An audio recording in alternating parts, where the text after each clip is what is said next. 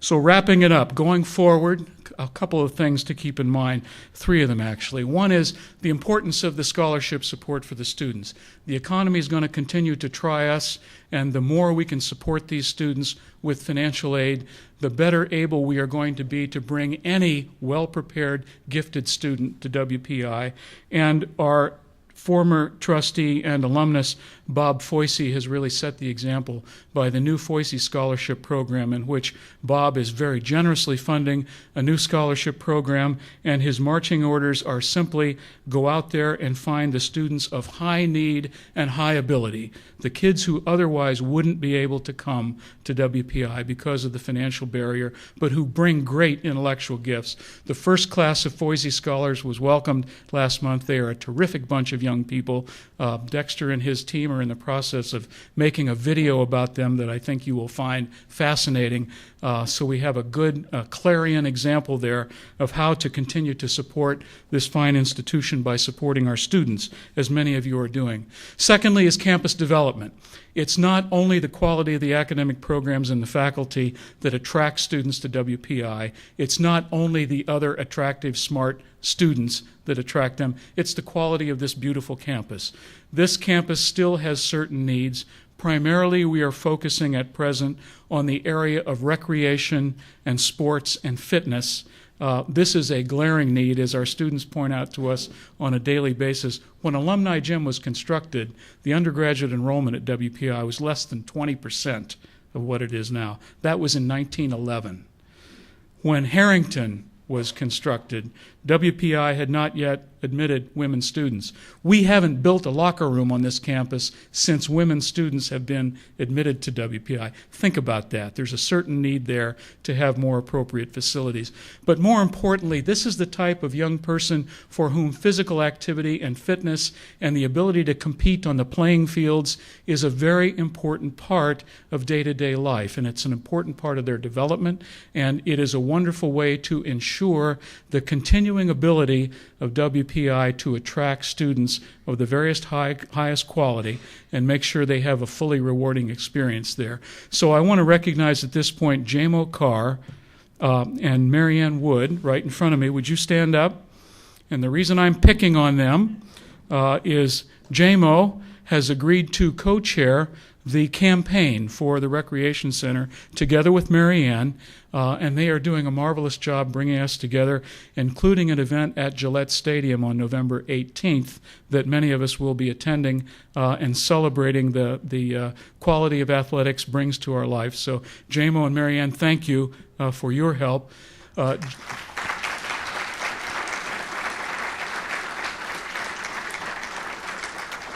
J.Mo's co-chair was to have been Pete Horstman, and Pete was very excited about this opportunity, and it wasn't that long ago that Pete called us and said, I really have to step back from this. I'm not going to be able to do it. And of course, we've now lost Pete, and we miss him dearly. And I can't think of a better exemplar of what athletics and sports has meant to WPI over the years than Pete Horstman. I know how much the success of this project meant to him, and I have a hope that some way we can find a way to memorialize that and properly honor him as we work through how to make this project happen.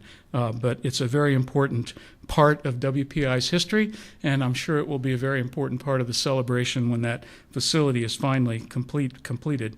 And finally, I just want to say it's so important that we continue to sustain and support the value proposition for WPI.